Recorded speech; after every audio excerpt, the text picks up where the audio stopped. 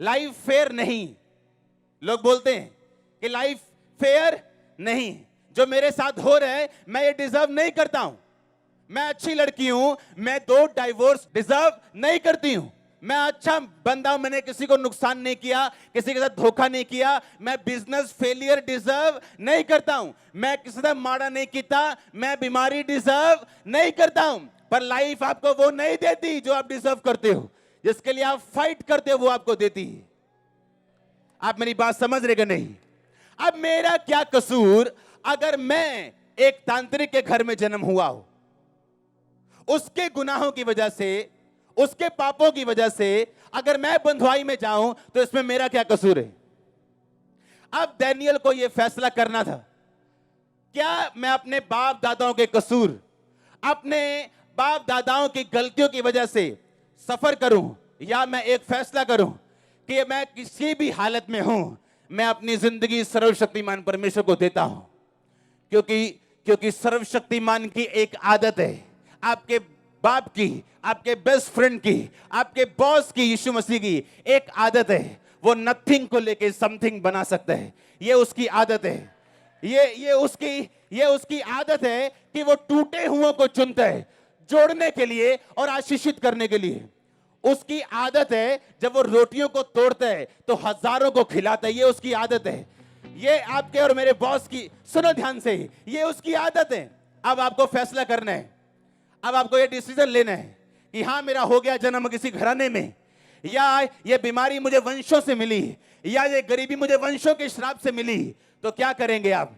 उस गरीबी में दारू पीने चले जाएंगे, उस गरीबी में खुदा को गालियां निकालेंगे, उस गरीबी में अपने बच्चों को पीटेंगे, अपनी वाइफ को पीटेंगे, हस्बैंड को गालियां निकालेंगे, या आप परमेश्वर के नजदीक जाने का फैसला करेंगे?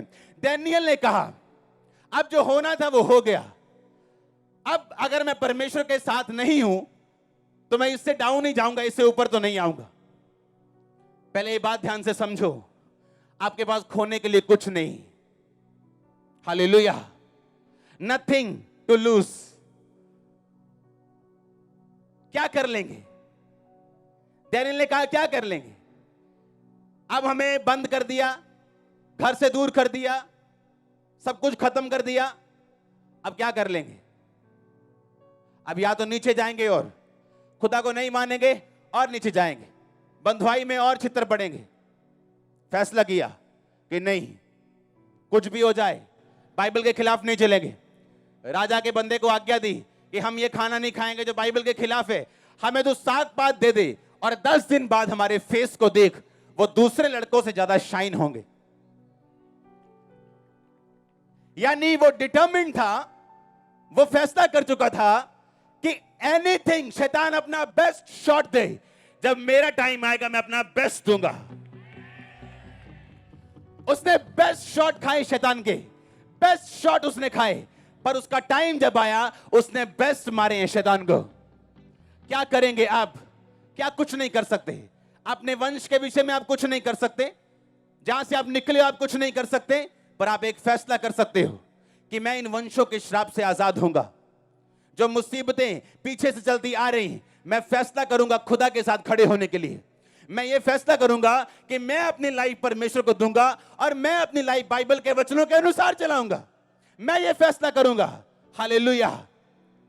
क्योंकि लाइफ आपको 2 चॉइस देगी, या तो अपनी निराशाओं को देखो, गम में डूब जाओ, शराब में डूब जाओ, नाटकों में डूब जाओ, टीवी में डूब जाओ, मोबाइल में डूब जाओ, और या तो फिर परमेश्वर के पास चले जाओ और घुटने टेको और बोलो, परमेश्वर मैं हाजिर हूं, मुझे बना जो तू बनाना चाहता है, कर मोल्ड जो तू करना चाहता है।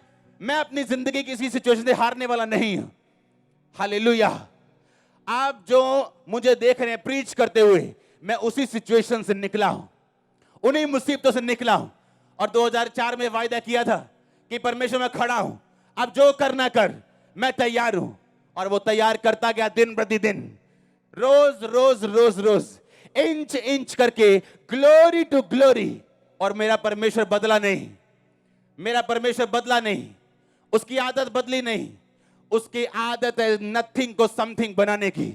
आप समथिंग होने जा रहे हैं, आप समथिंग होने जा रहे हैं। मैंने कहा आमीन हो, चाहे तो ये आशीष हो चर्च।